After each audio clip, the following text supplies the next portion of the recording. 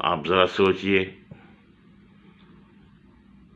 کہ یہ بات انہوں نے کی ہے اللہ تعالیٰ نے کہ ان قریب بہت بھاری بات آپ پہ نازل کریں گے.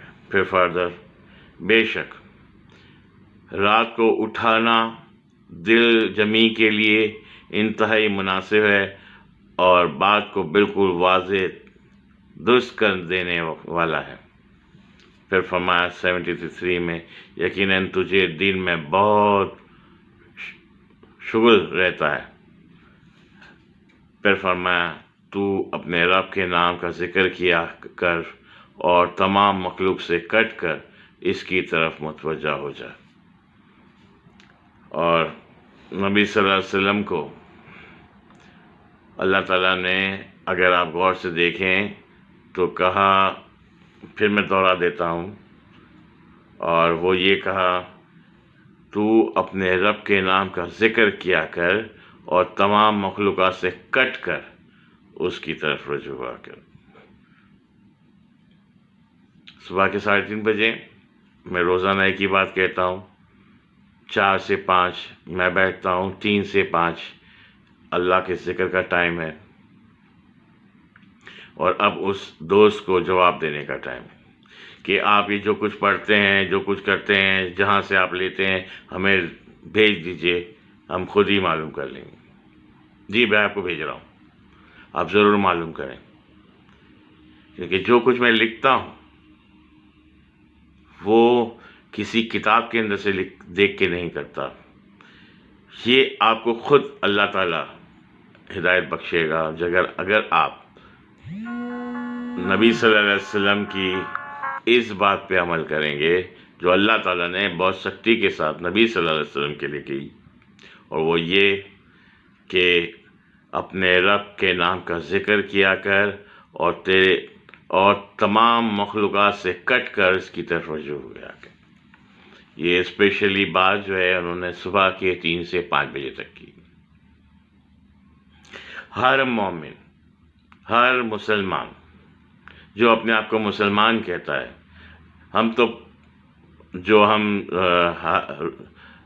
نماز، روزہ، حج اور زکوٰۃ اور جو کچھ بھی ہم یہ عمل کرتے ہیں، یہ تو ہم تو اپنے فرائض پورے کرتے ہیں.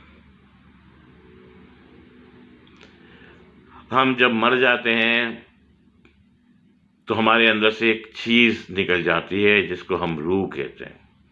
ہمارے رشتہ دار ہمیں کندھے پہ بٹھاتے ہیں اپنے، اور ہماری آخری آرام گاہ تک لے کے جاتے ہیں.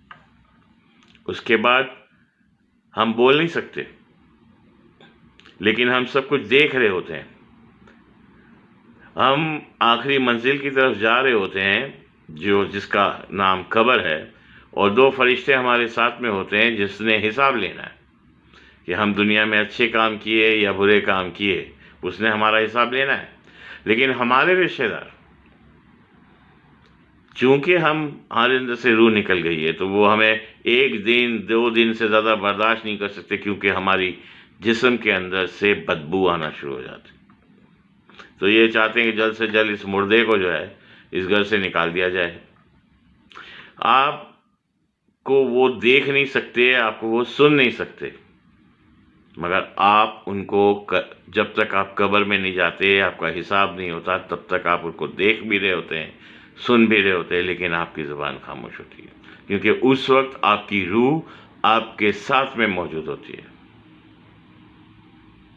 پھر آپ کے عزیز رشتہ دار آپ کو قبر میں اتارتے ہیں، اور جب تک وہ دور نہیں چلے جاتے آپ ان کے جانوں کی آخری آواز تک سنتے ہیں.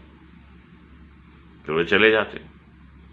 آتے ہیں فرشتے، آپ سے آپ کے زندگی کا اعمال نامہ پوچھتے ہیں، اور پھر لے جاتے ہیں آپ کے حضور میں. اچھے اعمال والے کو اچھی جگہ، برے اعمال والے کو بری جگہ. اچھے اعمال والوں کے لیے تو جیسے ہی ان کو قبر میں ڈالا جاتا ہے، ویسے ہی نبی صلی اللہ علیہ وسلم بولتے ہیں، یہ میرا بندہ ہے، اللہ اس کے انتظار میں، اور یہ جنتی ہے. گواہی دیتے ہیں نبی صلی اللہ علیہ وسلم ان تمام لوگوں کی جو نبی صلی اللہ علیہ وسلم کے بتائے ہوئے راستے پہ چلتے ہیں. اور دوزخ میں وہ جاتے ہیں جو ابلیس کی راستے پہ چلتے ہیں۔ ابلیس اور اللہ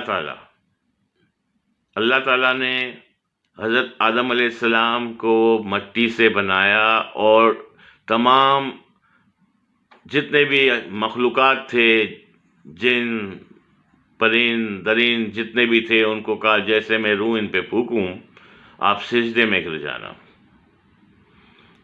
سب نے یہی کیا، اللہم لک سجودی وطاعتی، ان کو سجدہ کرو، تو انہوں نے سب نے سجدہ کیا۔ نہ کیا تو کس نے؟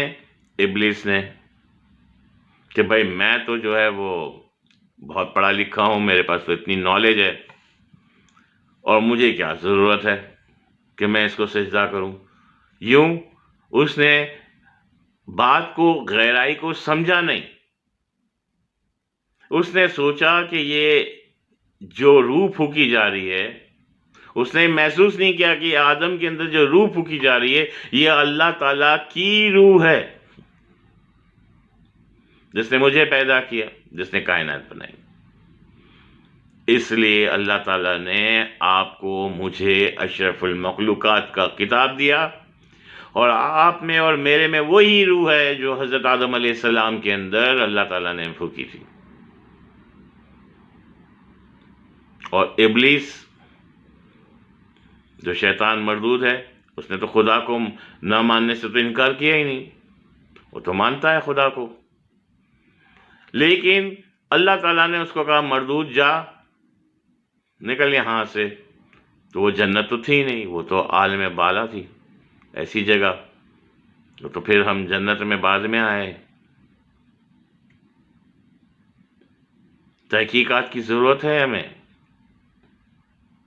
یہ تحقیقات ہم تب حاصل کر سکتے ہیں جب ہم نبی محمد صلی اللہ علیہ وسلم کے فالوورز بنیں۔ ہم قرآن میں جب بھی دیکھتے ہیں تو پہلے 10 سال کی کہانی سنائی جاتی ہے کہ بھئی رسول اللہ نے ظاہری طور پہ یہ جنگ لڑی، 10 سال مکہ میں گزارے، 10 سال مدینہ میں گزارے۔ کتنے کم لوگ ہیں جنہوں نے یہ آخری جو 3 سال تھے نبی صلی اللہ علیہ وسلم کے، جب معراج کے واقعے کے بعد کے، انہوں نے اپنے طور پہ بیان کیا۔ کسی کے پاس زبان ہی نہیں۔ کوئی کہتا ہے ہم طریقت پہ چل رہے ہیں، شریعت پہ چل رہے ہیں، ہم معرفت پہ چل رہے ہیں، ہم حقیقت پہ چل رہے ہیں۔ دراصل یہ تو ایک ہی سٹیجز ہیں، الگ الگ۔ نرسری کلاس کا بچہ کلاس 1 میں جاتا ہے، 2 میں جاتا ہے، 4 میں جاتا ہے، تو یہ سارے یہ ہیں، لیکن انہوں نے اپنے آپ کو ادھر ہی جام کر دیا۔ اب میں جواب دیتا ہوں آپ کو کہ میں یہ کہاں سے پڑھتا ہوں۔ میں یہ قرآن سے پڑھتا ہوں۔ یہ قرآن کی کتاب جو ہے، جس کے اندر اللہ نے اپنی ہدایتیں دی ہیں، آپ کھولیں، آپ پڑھیں، حقیقت کو سمجھیں، جانیں، یہ ہے وہ وسیلہ۔ آپ پڑھیں، اور قرآن کو لوگ رٹتے ہیں، سمجھتے نہیں۔ سمجھیں، تھوڑا تھوڑا پڑھیں۔ میں نے تھوڑی سی آیات پڑھی تو یہ اس کے اوپر سرچ کریں، ریسرچ کریں خود سے۔ پھر اللہ تعالیٰ سے ہم کلام ہو، جیسے نبی صلی اللہ علیہ وسلم کو بھی کہا کہ اپنے لیے ذکر کے اندر بیٹھا کرو۔ رسول صلی اللہ علیہ وسلم بھی ذکر کیا کرتے